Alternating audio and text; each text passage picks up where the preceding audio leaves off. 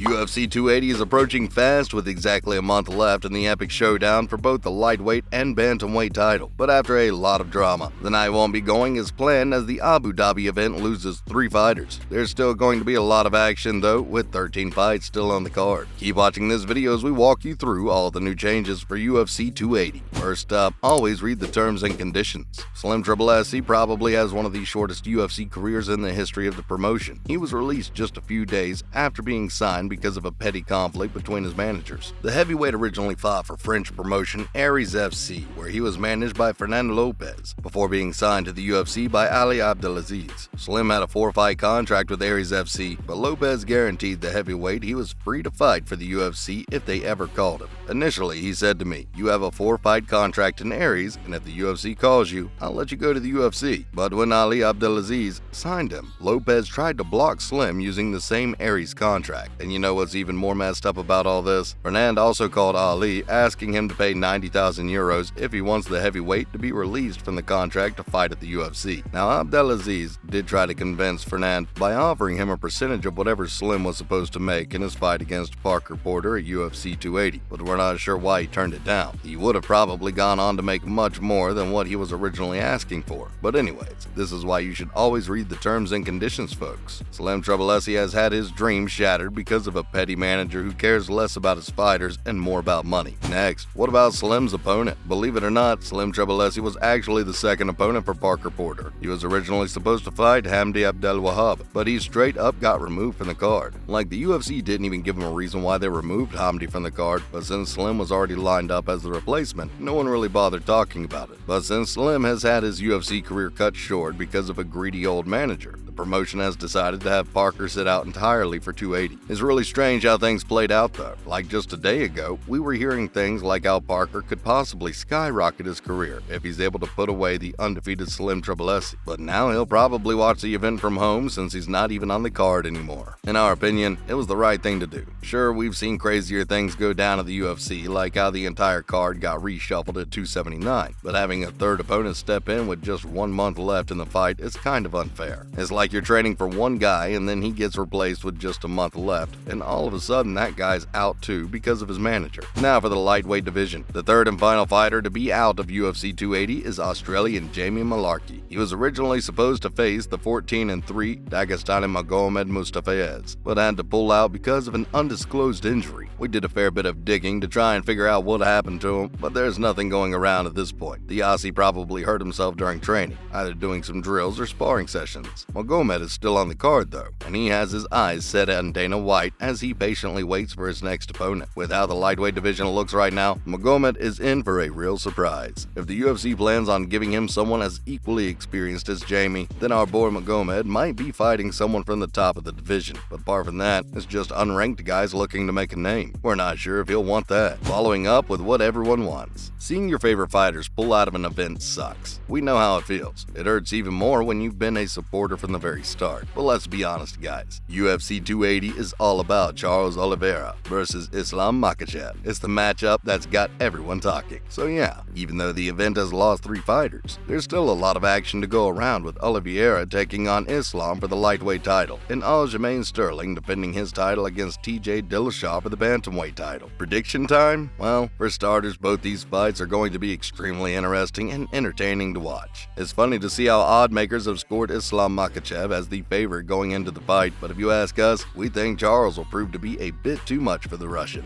And as for the bantamweight title, it's really hard to see who wins this fight because it's going to be really close. TJ might just end Aljamain's reign as the champion. Guess we'll just have to wait and see. Time for some more on the UFC. Up next, Cejudo weighs in. Henry Cejudo thinks Khamzat Chimaev is training too much, and that's why it's so hard for him to lose weight. It's not rocket science or something. If he's training like an absolute animal, that means he has to eat like one too. But Cejudo thinks he needs to tone it down and make some tweaks to his training, because missing weight by a whopping 8 pounds is no joke. That clearly shows he's struggling, and after his coach's most recent comments, it's obvious he had a botched weight cut, puking and fainting all over the place. But the interesting bit here is that we're not even sure whether Khamzat wants to fight at welterweight anymore. His coach believes his next fight will be at middleweight, and even his smash bro Darren Till thinks he'll be better off moving up a division instead of trying to tweak his training. He's clearly a dominant fighter. There's no doubt about it. And yeah, a lot of you are probably wondering how this is even a big deal considering he's only missed weight once. But that's seriously not the concern here. You can't get away with missing weight by 8 pounds. That clearly shows there's something wrong. We're gonna side with Henry here. Let's talk about the Spider. We're sure all of you know Anderson Silva is going to be fighting Jake Paul in a boxing match on 29th October. Everyone is particularly excited about this one since the Spider easily goes down as one of the greatest MMA fighters of all time. And unlike Ben Askren or Tyrone Woodley, Anderson Silva is no joke. He's a natural striker, so it doesn't really matter whether Jake is a boxer or not. We also know for a fact that he doesn't want Jake to give him a Rolex or something after their fight because the man's a walking bank. His name is so big in the fight world that he could easily make millions of dollars. So what's going to happen when Jake can't buy him or woo him with gifts? Well, to put it simply, he's going to get knocked out. UFC legend Chuck Liddell also thinks Jake Paul is in for a hell of a ride on October 29th since Silva has nothing to lose. Everyone in the fight world knows he's the GOAT, and win or lose, that's never going to change. If anything, it just gives him more reasons to go out there and play his natural game. Finally, Pereira in action. Alex Pereira is training hard ahead of his fight against middleweight champion Israel Adesanya. He's been talking a lot lately, like how Izzy won't be able to survive all 5 rounds. Now he'll probably knock him out way before that. He's also been sparring with Glover Teixeira, and we're not gonna lie, he looks really sharp. So the million-dollar question, does Alex have Adesanya's number? Is Alex just one of those guys who Izzy will never be able to defeat? And that's not because he isn't skilled or something, but it's just a natural order, if you know what we mean. No matter how good a fighter gets, they always have this one guy who they'll never be able to beat simply because of the differences in their style and game. So, is Alex that guy, or has Izzy really evolved as a fighter now? If we're being honest, we think Pereira is going to do some serious damage inside the cage, but as far as the title is concerned, Izzy is going to walk out as champion. That's it from our side, folks. So what do you think? Should Slim have paid Lopez to fight at UFC 280? And will Magomed find an opponent before October 22nd? Let us know in the comments below. Remember, don't forget to like this video and subscribe to our channel for more exciting and original content in the future. Thanks for watching, guys, and we'll see you next time